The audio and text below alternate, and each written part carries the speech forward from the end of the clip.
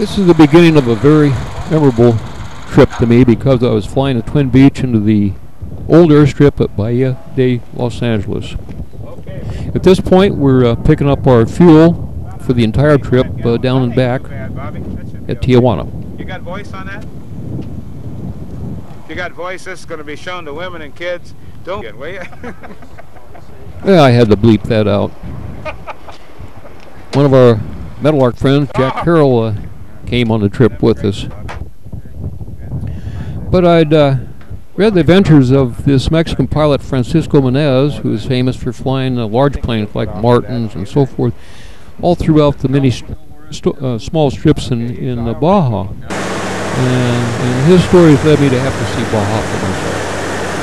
And I first flew into Bay of LA in the 1960s, when it was just a small fishing village run by Mama and Papa Diaz. Supposedly, they started that venture around 1940. It was just a small village, and the only road into it was hardly a road, so I've heard. So the airplane was king. Okay. Sangre de Cristo. See, my Spanish goes back pretty fast. The total population was about 3 dozen natives who all worked for Mama and Papa Diaz, one way or another. Another interesting feature on that first trip down there in the 60s, I saw these Mexican boats come up. They call them pongas. And they're not all that big, but these Mexicans would start hauling these giant turtles. They look like they must be several hundred pounds. They're giants. And they'd haul them up on the beach, and they had a covered pen, and they'd store them there until someone else picked them up for processing, whatever they did with them. I know I did eat turtle steak while I was there. Now during this trip, some 20 years later, it appears that the population has grown to maybe 500 people, and of course catching those turtles is no longer legal. That's the original Casa up there.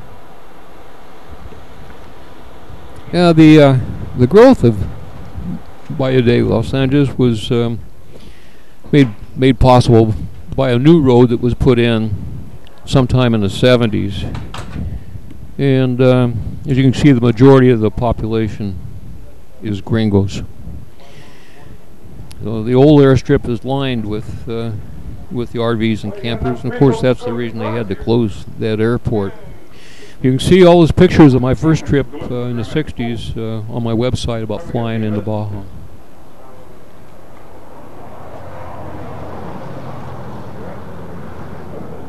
What made this trip even more memorable is that I was the last person to fly the Twin Beech into the old strip at Bahia de Los Angeles, and the last person to fly out of the old strip.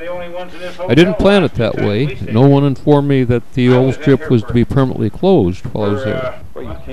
In fact, on leaving the airport, I had to fly out solo and pick up my passengers at the new airport some 3 miles north of town.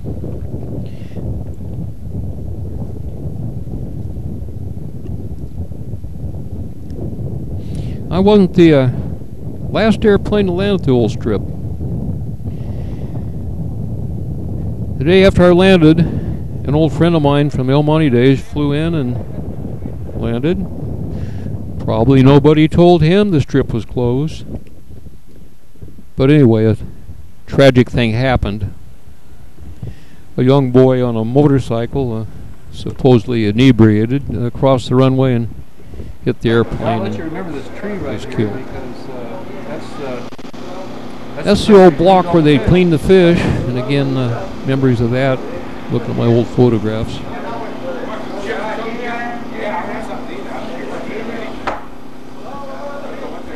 Looking down the runway. No, I just had that... That accident was even more ironic, incredibly ironic, because my friend was the very one who checked me out in the airplane that I first flew down there in the 60s. I'll explain that in a minute. This is probably one of the very few pictures of Mama Diaz, so I'll let that run.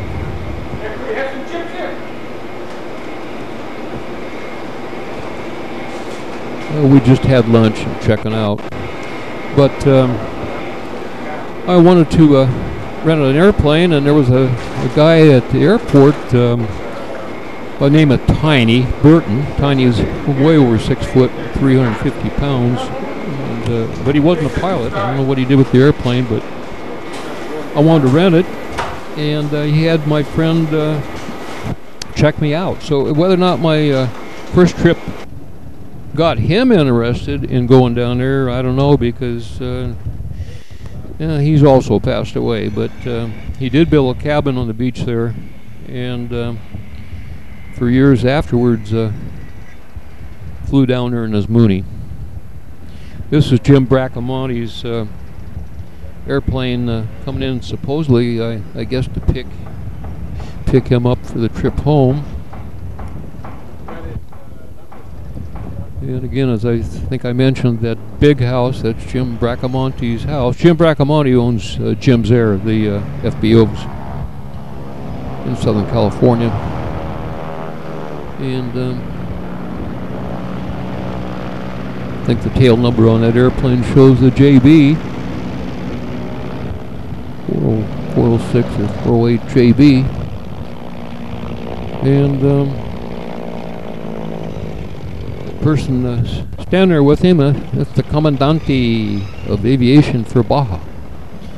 So they, I guess they were down there celebrating the opening of the new strip. I don't know.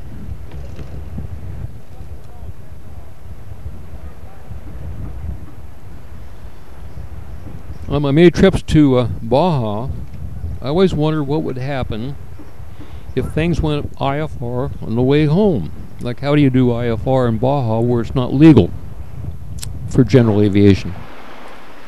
Well, I got to find out on this trip. Now this is the old pier. It was originally there on that first trip. Remember it well.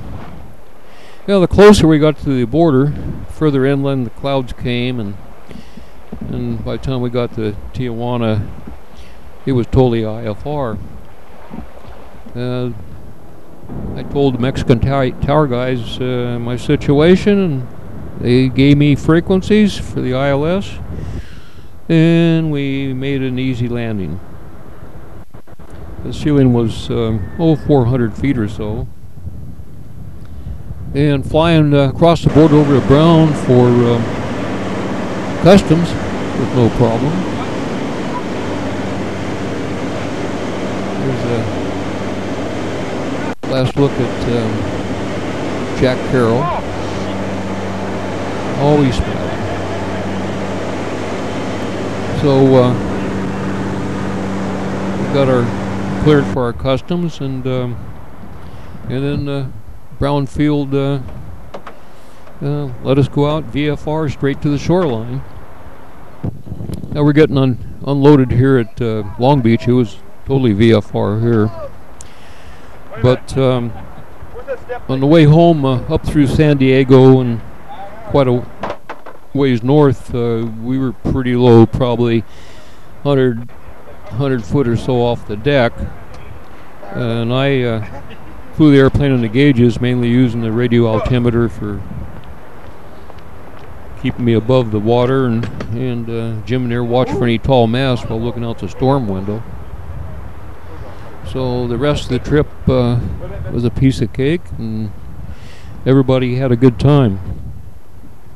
But on another trip to Baja on that same airplane, that time we went to Laredo, Customs brought out the dogs on the trip home, and I was told that the airplane had been used on a drug run earlier. Strange. Hey Jack, did you have a good And I was also informed that if anything was found in the airplane, it was I who would be held accountable. They were waiting for you to back the back the thing in. Yeah. You hear Jim say you got enough horsepower to back it in. That's you the horse. That's what I told you. Well, 319 Alpha was best Twin Beech I'd ever flown. Yep. But I heard that it allegedly crashed and burned later on a drug run, so I guess other people were flying it also, unbeknownst to me. But like I say, it was a memorable trip. Going back to reading stories about it in the 1950s and Excellent. doing it in the 60s and finishing in the 80s.